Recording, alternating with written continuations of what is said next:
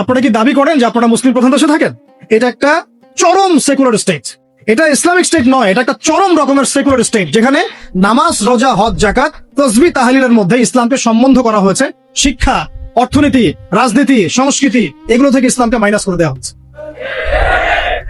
এটাই জাতির সবচেয়ে বড় দুঃখ, সবচেয়ে বড় দুর্দশা। মুসলিম প্রধান দেশের শিক্ষা সিস্টেম। আমরা অনেক কথা বলছি, উপদেষ্টা, এই প্যানেল, সেই প্যানেল, কমিশন। শিক্ষা কমিশন নিয়ে কোনো আলোচনা হচ্ছে না। শিক্ষা কমিশনটা গঠন করা হচ্ছে না, সেই প্রাচীন কমিশন আবার ইম্পোজ করার চেষ্টা করা হচ্ছে। অথচ শিক্ষা হচ্ছে জাতির মেরুদণ্ড। আমার মেরুদণ্ড ঠিক নাই, আমি ব্যাংকিং সিস্টেম কিভাবে চেঞ্জ করব? এবার আসেন, এই 50,000 প্রতিষ্ঠানের স্টুডেন্টদের কথা বাদ দেন, তাদেরকে যারা পড়ায় সেই সমস্ত শিক্ষকদেরকে একটা জায়গায় বসান। এই সমস্ত শিক্ষকদের কোরআন তেলাওয়াত চেক করেন, এদের 90% তাদের 90% কোরআন বিশুদ্ধ করে তেলাওয়াত করতে পারেন। তারা আপনার বাচ্চার শিক্ষার দায়িত্ব নিয়েছে। আমার বাচ্চাকে এমন একজন টিচার পড়ায় যে আল্লাহর কিতাব পড়তে পারেন, যে মুসলিম। আমি অমুসলিমদের কথা বলছি না, এখানে কোনো অমুসলিমদের কিনা আলোচনা হচ্ছে না। সরায় দেন। এবার আসেন হাই স্কুল, সংখ্যা কত দেখবেন? লাখ লাখ। হাই স্কুলের সব স্টুডেন্টদেরকে বসান, একজন একজন করে চেক করেন, দেখবেন এদের মধ্যেও মিনিমাম 80% কোরআন তেলাওয়াত করতে পারেন। তার হাই স্কুলে পড়াশোনা করেছে 8 থেকে 10 বছর। 8 থেকে 10 বছর, প্রায় লক্ষ লক্ষ টাকা খরচ করা হয়েছে, সময় দিয়েছে, তারা পরিশ্রম করেছে।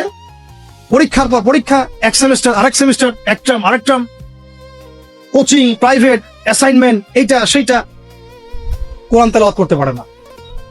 আর আমরা আইয়ামে জাহিলিয়াতকে চেঞ্জ করতে চাচ্ছি, অথচ আমি দেখালাম চেঞ্জটা হয়েছে ইকরা বিসমি রাব্বিকাল্লাযী খলাক দিয়ে। জার্নি এখান থেকে শুরু হয়েছিল। এমন কোন সাহাবী আপনি খুঁজে পাবেন না যিনি কোরআন তেলাওয়াত করতে পারে না। এমন কোন সাহাবী আপনি পাবেন না যিনি কোরআনের অর্থ বুঝেন না। এমন কোন সাহাবী পাবেন না যিনি কোরআনের আদেশ নিষেধ মানেন না, দাওয়াতের কাজ করেন না। এবার এই হাই স্কুলের সব বাচ্চাদেরকে সরায় দেন, সরায় দিয়ে সব টিচারদেরকে বসান। হাই স্কুলের যারা টিচার তাদের মধ্যে ম্যাক্সিমামে 70% তো হবেই আমার ধারণা যারা কোরআন তেলাওয়াত করতে পারেন না। ইভেন সূরাতুল ফাতিহা আপনাদের শুদ্ধ না, সূরা ফাতিহা শুদ্ধ না।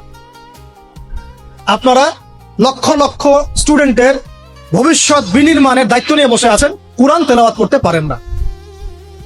আপনি কোরআনকে গুরুত্ব দেন না।